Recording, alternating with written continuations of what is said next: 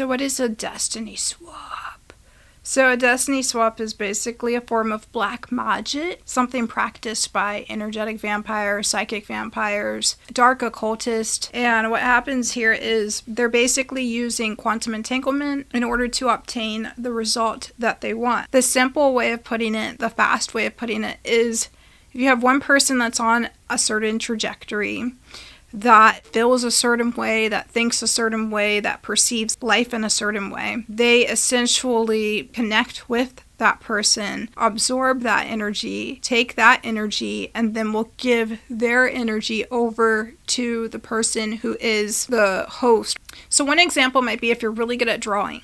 Okay, and when you draw, you're really connected to what you're drawing. You feel a certain kind of energy when you're drawing. Maybe you feel peace, maybe you feel serenity. You have a natural knack for it. Your brain sees it a certain way, you connect to it a certain way, and it's easy and it's effortless for you to do so. What would happen is a few things depending on if you're dealing with psychic vampire, energy vampire, someone that practices dark occult. Essentially what they want to do is interrupt the connection that you feel with what you're doing. So basically what a destiny swap is, it's when someone is trying to trade your energy for theirs, their energy for yours, things that are associated with your energy. It could be confidence, opportunities, good fortune. Could be, for example, you have a lot of ambition, you're getting a lot of things done. They maybe are a degenerate, they're not getting anything done, and they want to swap. They want to swap energies. There are so many ways to combat this, but the first thing we have to understand is quantum entanglement. It only can occur through quantum entanglement. So the first thing you have to identify is, how did it get there? How did it occur? How did you meet that person? A destiny swap, it's basically something that energy vampires do, psychic vampires, ethereal vampires, and also black magicians, dark occultists, etc. They may practice this where they identify people that have certain talents, certain gifts, certain attributes, certain things that they want, and they basically latch on to that person in order to be able to siphon that energy. One of the primary ways that they try to do this is through some sort of a sexual bond. They understand very well that you can transfer energy during sex. They also try to get you to use projection, meaning fantasy and emotionalizing what it'll be like to have a future with them or a friendship with them or whatever. And they use that to try to tie you down. So you're constantly allowing yourself to be siphoned and keeping them within your proximity. Ways to stop this is, if you find you're in a relationship where you have to give and give and give in hopes of being able to receive something back, where you feel like you have to pay to play, or you feel like you need to sacrifice in order to receive something more, or a relationship where there's not open dialogue, clear communication, you know that you can reach out to them anytime, you can talk to them about anything, you can be yourself, you don't have to worry about them, just suddenly leaving, you're not on the edge of your seat. These are all signs of a healthy relationship, right? But if you're in a relationship where it's the other way around, where you feel like you constantly have to chase them or keep following up in order to keep a connection going, or you feel like they're playing games with you, like they'll say just a little bit of something or tell you something nice, but it's just to get you to try to keep the conversation going, or if they are insinuating that you guys are going to have some type of a future together, it could be like a future family, it could be a future friendship, it could be a future business partnership, whatever, but you feel like all the weight is falling on your shoulders in terms of you're the one that has to keep it going, you're the one that has to keep it pushing or else it's going to fall through. These are signs of an energetic vampire, psychic vampire, social manipulator, etc. You have people that are unassuming, unaware, may not know what's happened. And where it comes from is it comes from quantum entanglement. Quantum entanglement. We're actually made up of electrons. We're made up of electrons, protons, neutrons. You probably learned that in science class. When it gets smaller, you have quarks, etc. So we're made up of energy. Atoms can communicate at a distance. And when you're dealing with dark sciences, there are ways to have things interact at a distance. When you're dealing with someone that's using quantum entanglement on you and you're trying to figure out how to dissolve that, the first thing that you have to know is they probably implanted certain words or ideas or images within your mind early on. So you have to look at what drew you to this person.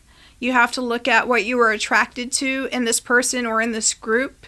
You have to also look at what were some of the things that they told you that maybe got you to latch on or connect with them in some sort of a way. In order for there to be an energetic exchange like the one I'm talking about, there has to be a connection between you guys. Meaning, if you have no feelings for them at all, if you have no emotion for them at all, if you have no connection with them at all, it doesn't work. This is why it's so important, if you're dealing with a black magician, for example, for them to keep you in a state of heartbreak or keep you in a state of sadness. Because when you're in that state, you still have that connection with that person. You have that feeling of yearning or wanting to be friends with them or wanting to be in a relationship or whatever. This is done on purpose. And this is part of the reason why they don't fully let you go all the way. And they may even kind of breadcrumb you, so to speak, if you start to pull away and you start to feel better and move on. So this is really important. You might find that once you've distanced yourself, they try to come back into your life in the form of a relationship or, oh, let's do that thing we said we were going to do. Or if you guys were in a romantic relationship, they might try to take your relationship to the next level. So this might have been a guy or girl that you wanted to be official with for a long time or something like that. And all of a sudden they come back into your life and they want to get married or they want to get engaged. And are like, whoa, this was my dream X amount of time ago. But you have to keep in mind, the only reason why they're doing that is to reestablish that connection between you guys. Once that connection is established, once they get you into fantasy and feeling good and warm and fuzzy and maybe, that's when they're going to leave again and reenact that feeling of you yearning, feeling at a loss, feeling sad, missing them. This is all done on purpose. So when you're feeling sadness and pain and oh no, they're essentially, you could say, I don't want to say draining your energy, but they're like siphoning. The way that you undo this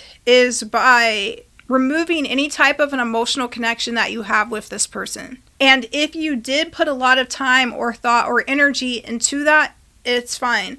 What you have to do now is go through, look at things for what they are. Do you feel good right now? Are you happy with the relationship in its current state? If the answer is no, the next question would be, can you call them and work it out? Do you want to? Do you guys have a connection where you would feel comfortable doing that? If not, then at this point, probably the best thing to do is to say, I don't want this. Whatever you have with them, you don't want it. If you don't want it, what you have to do at this point is now understand that you are free from a very unhealthy connection. That is awesome. Now that you're free from an unhealthy connection, you don't have to worry about that interfering at all. If you have one psychic energy vampire or something like that you're dealing with, you probably have other ones from your past that were also siphoning energy that you may have not been aware of. What you have to do is put all of your focus, attention, and energy on things that you really love and that you really enjoy. Being productive, eating healthy, exercising, taking the steps now, and doing things that you like, that you enjoy, and that make you feel good, like writing one page for your book. Whatever it is that makes you feel good and makes you feel happy, that's what you should start working on right away. I may do a part 2, but yeah, hopefully that helped, and I hope you have a great rest of the day.